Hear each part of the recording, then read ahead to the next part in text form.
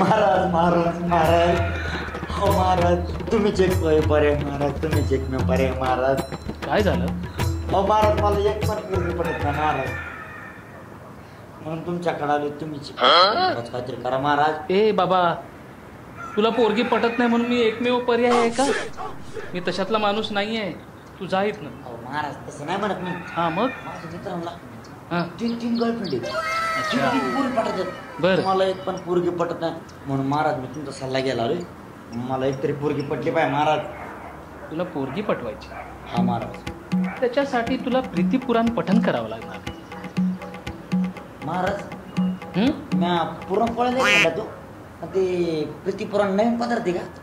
अरे मूर्खा, प्रीतिपुराण हे असं शास्त्र आहे की त्याच्यामध्ये मुलगी कशी पटवायची ते सांगितलेलं आहे. तू कधी पठण केलंय का त्याचं? नाही महाराज. मला सांगा ना मग.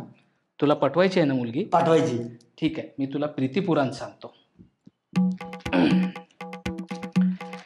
प्रीत पठन कधी ना केले तारुण्य अवघे वाया गेले झटले ते तरुण गेले तुम्ही करता हरी हरी हरी हरी हरी हरी. प्रीतिपुराण घ्यावे चिंती कामतंत्र कैशा रीती काय महिमा कैशी नीती स्वीकारावी ऐका आता.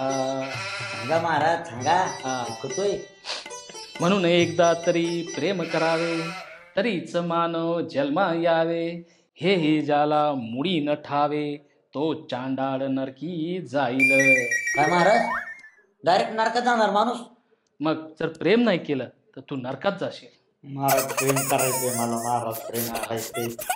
मग आरशात पाहावे आपले तोंड चेहरा असेल एंड बेंड नाक नसोनी हत्तीची सोंड मग तर भविष्य धोक्यात. म्हणजे महाराज म्हणजे आपल्या तोंडाप्रमाणे पोरगी शोधायची. समजलं? आपण घोचू पोरगी अप्सरा हा तो प्रकार नोहे बरा कुवत पावनी पाय पसरा शहाणपणाचे लक्षण हे. समजलं का? समजलं महाराज. ऐसा साक्षात्कार झाल्यावरी 2-3 चमचे बरोबरी इथून पुढची तयारी करी इथून मोहीम सुरू झाली. म्हणजे इथून प्रेमाला सुरुवात झाली काय? इथून पोरगी शोधण्याची मोहीम सुरू झाली बालका. पोरगी मग पाखरू शोधू लागा लक्ष ठेवून घ्या सगळ्या जागा गुपित एक एक जागा सांगा अति कौशल्य करुनी. म्हणजे महाराज म्हणजे पोरगी जिथं पटवायची आहे ना ती जागा शोधायची आपण. नाही ते पाखराचं काय म्हटलं तुम्ही? पाखरू? हा पाखरू. पाखरू म्हणजे काळी चिमणी. काळी चिमणी म्हणजे फॅन्ड्री. एसटी थिएटर फारच छान तिला बसताना बाजूस बसा जाऊन चटकन बसा बाजूला जाऊन चमचे मित्र घ्यावे बाजूला. मग हा मग काय करायचं? काय करायचं? आधी फर्स्ट क्लास फोक मारा मग हळूच एखादा जोक मारा हळूच जोड्याचे टोक मारा तिच्या मुलायम पायाला. तिच्या पायाला लात मारायची का? अरे येड्या पायाला लात नाही मारायचं प्रेमानं स्पर्श करायचा. मला नाही तिला. अंदाज घेऊन थांबा थोडे पाहून घ्यावे इकडे तिकडे हळूच सरकावे पुढे पुढे पाय भिडवा पायाला तिच्या पायाला. कळलं? तिच्या पायाला. आता कराव्या चालू खुना हळूच एखादे गाणे गुणगुना समजा पानावर आला चुना वाट चिकन्या सुपारीची. म्हणजे महाराज समजलं नाही मला. म्हणजे जर हळूच पायाला स्पर्श केला की इथून तुमचं काम अर्ध फट्ट झालं. म्हणून वत्सा इशारा करी अथवा हळूच डोळा मारी अर्थात त्याची रिक्स लय भारी प्रेमवीरांना काय त्याचे. महाराज डोळा एका डोळ्याने मारायचा का दोन्ही डोळ्याने मारायचा? एका वेळेस एकच डोळा मारायचा. एकाच वेळेस एकाच डोळा मारायचा. डावा की उजवा? एकच डोळा मारायचा कुठला पण मार. जर ती केसांना झटका देईल, लगेच लाजून खाली पाहिलं, आपल्याच हाताचे चुंबन घेईन, लक्षण समजा स्वीकृतीचे. समजलं? महाराज आता गोष्ट झाली पक्की, झाली. पोरगी जाळ्यात आली नक्की, उरले असेल तेही बाकी, उरकून घ्यावे हळू हळू हळू हळू. कसं? हळूहळू. इथवर झाले स्वीकृत लक्षण.